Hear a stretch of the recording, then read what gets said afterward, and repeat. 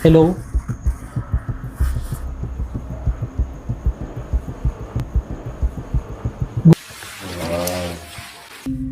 Sayang. Ay!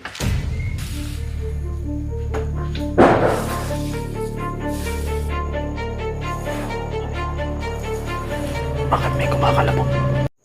Hi guys, welcome back to my channel. This is Master Gala. Ito yung abandonadong bahay na iikutin natin, papasukin. And for the first time, hindi po ako magsasalita ng any words. Kung ano yung mapansin ko, hindi ako iimik, hindi ako magsasalita. Ang story ng bahay na ito, iniwan na daw ito ng may-ari. So guys, ito na. Papasukin na natin yung bahay. May tao. Ay. Sir, excuse po. Sorry, naka-vlog kasi ako. Nagba-vlog kasi ako. Ay, kilala mo ako?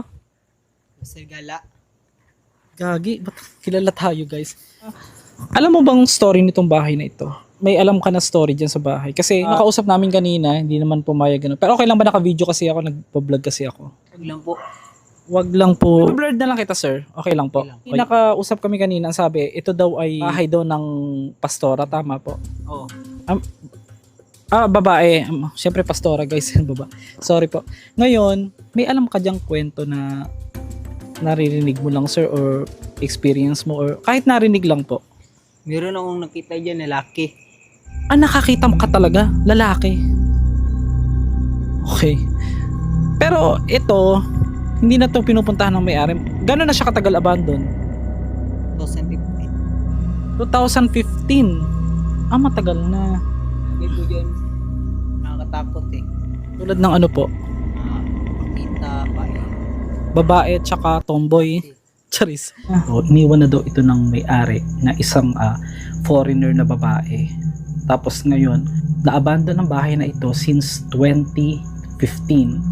Ayon sa mga kausap ko kanina, kinuwento nila sa akin, ano nga ba yung dahilan kung bakit iniwan na ito ng isang foreigner na babae at may mga kwento bang kababalaghan din sa bahay na ito. Let's see. Music here.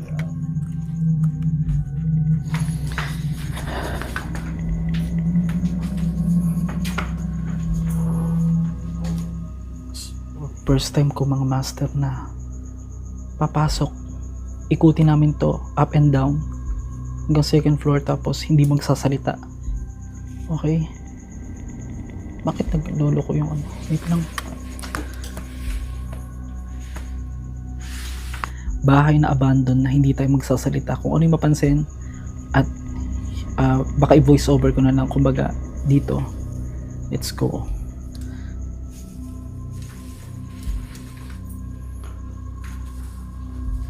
Okay.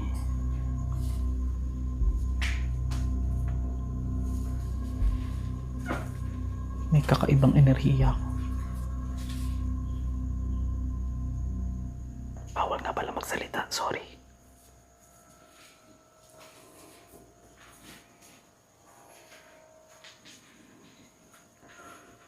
Kahit sa labas pa lang ng bahay makikitang abandonado na ang datingan.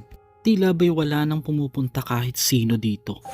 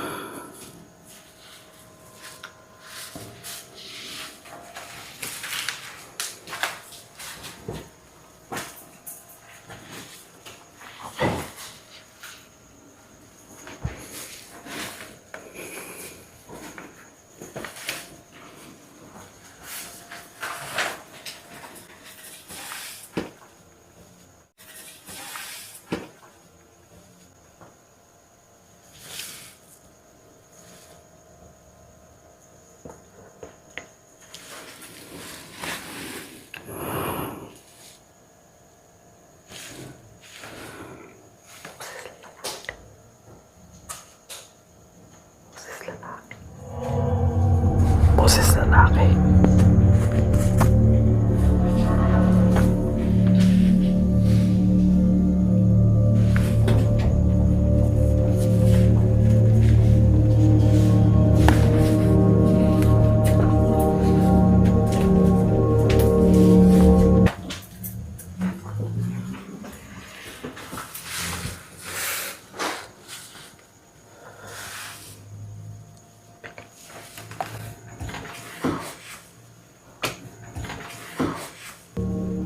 May kalampag agad sa second floor. Kahit dalawa lang naman kaming pumasok dito. Nagkalat din ang ilang parte ng kisame sa living area. Kapansin-pansing luma ng estilo ng bahay.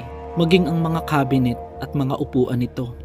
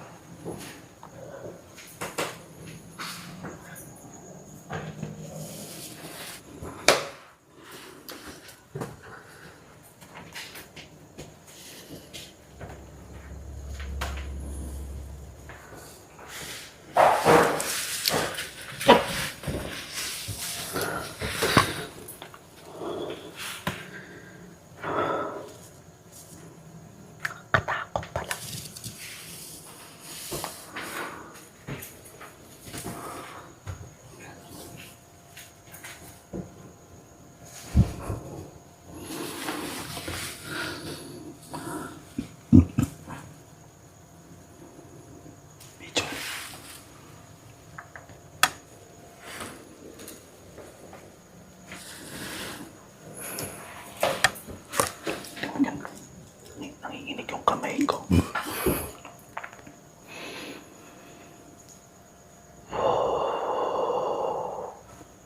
Okay.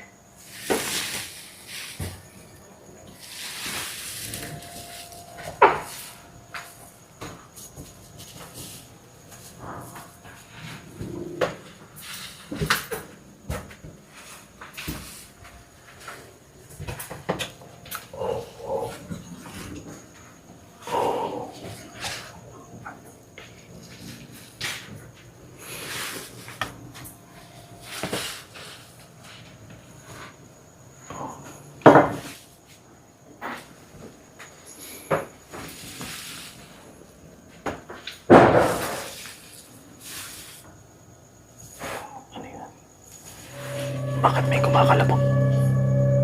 Tara, tara.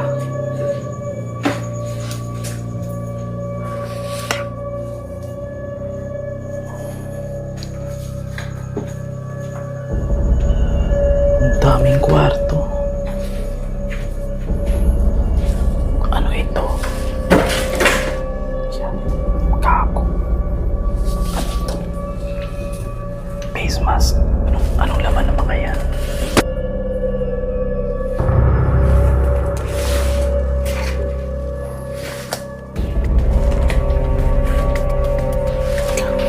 Doon sa lalaki, sir, ano pa yung story dyan sa bahay na yun sa alam mo? Kasi, Pagkakaalam ko, upahan yun dati. pinaupahan. Ano yung mga estudyante o mga ano po? Pamilya? Hindi niya nurse. Okay. Yung nagpapakita ng lalaki. Since saan mo nakita banda dyan, sir? Diyan. Matagal ka na pong dumadaan dito?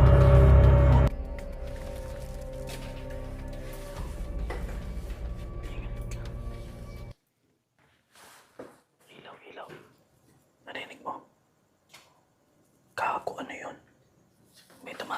boses ng matanda.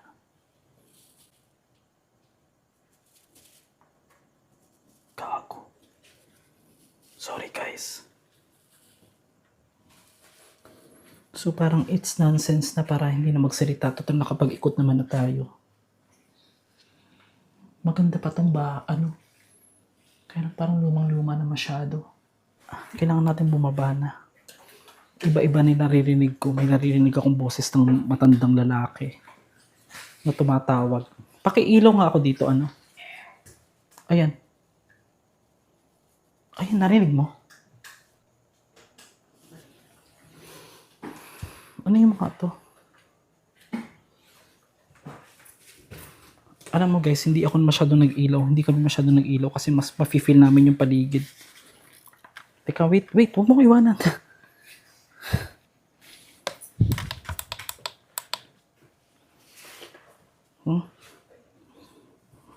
Mayaman ka na. So far guys, ano ba laman ito? Okay. Pababa na kami at ito ang aking nai-record. Nakakapangilabot. Sorry.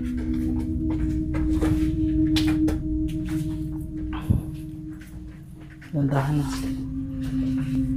Sayang. Ay! Sino yung may tao dyan? Gagi! Taranta.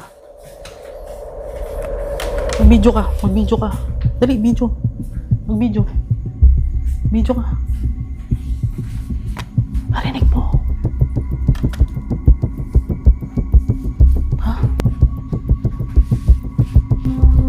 Ang sumisipol.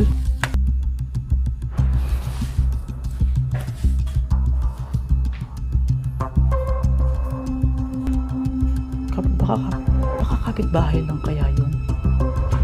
Kasi may mga bahay naman dito guys. Pero parang nasa loob yung tunog mo. Kahit nakalapit dinig. Ito guys total pa uwi naman na kami. Dalawa lang naman kami ni Hans. Hindi ko na sasabihin kung multo yun o hindi. Wala ko sinasabing multo yun. Pero ang weird. Nasa loob kami ng bahay na abandoned. Tapos marinig namin mas sumisipol. Pero maybe it's kapitbahay siguro. Sanay naman tayo sa ganyan guys. Ito, tingnan natin. Ay, nakalock. Ingat na baka matapak may mga mga tao. Mga dumi. May mga dumi guys. Okay.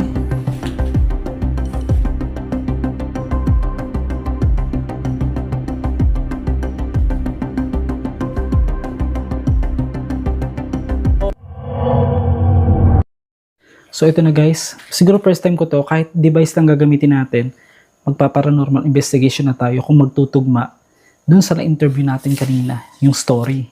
Exciting ito. Let's go.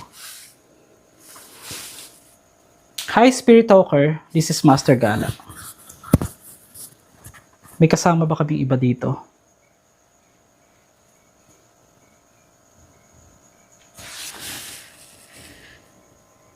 Ulitin natin. May kasama ba kaming iba dito?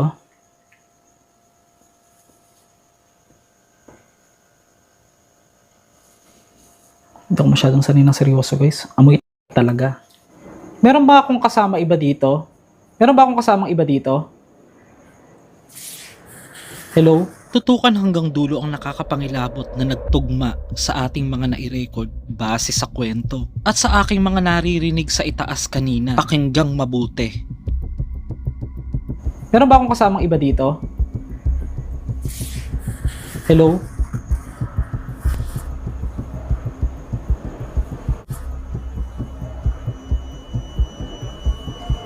Ghost tube ang mas gusto ko pero try lang na isa pa.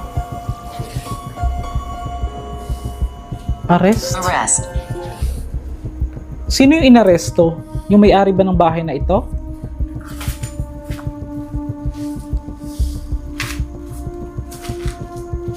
Sino inaresto? Who's arrested?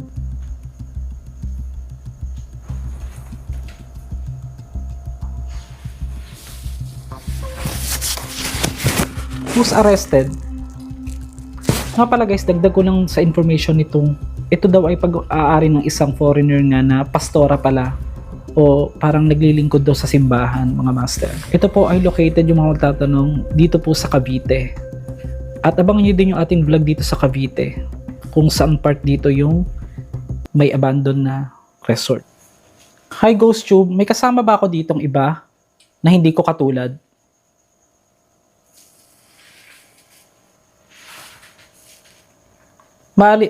Maaari mo bang gamitin tong aking hawak bilang pagtugon?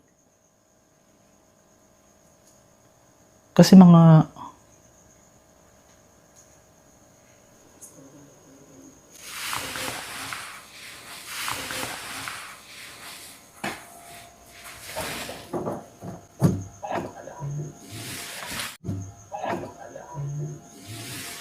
Guys, sorry to interrupt you. Papakita ko lang sa inyo. Ito yung ine-edit ko siya ngayon. Yan na, wala akong pinatong na sound sa ilalim. Baka sabihin kasi ng iba, alam ko naman hindi naman lahat maniniwala. Pero although sa 4 years na pagbablog natin, never tayo naglalagay ng mga sounds or ng mga effects na sa tingin natin, if-fake natin o gagawin nating tanga yung mga viewers. And meron yan, ito lalabas yung nakalagay na voice. Pero pakinggan nyo ba? Wala akong pinatong yan, kahit hanapin nyo dyan guys, wala kayong makikitang pinatong na sound. Raw video yan.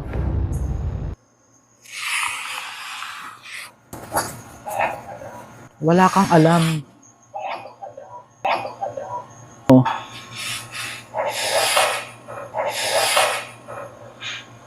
Sabi, narinig nyo.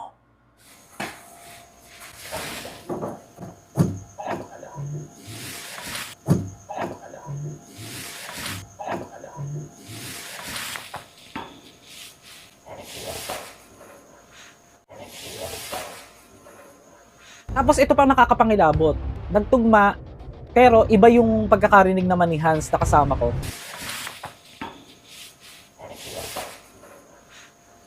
Tingnan ko ang sarili ko sa salamin. Yeah. Mangnaway nadunggan babae. Narinig kang babae? Madunggan ka dyan. Kago.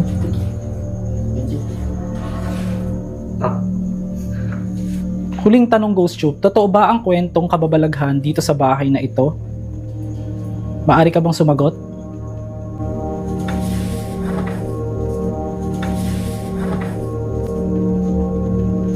Pero pinakamabigat sa akin part yung sa taas eh. Walang sagot to. Dinig na dinig yung bulong, di ba? Ibig sabihin parang dito siya bumulong guys sa mismong lapel ko. Walang sagot to.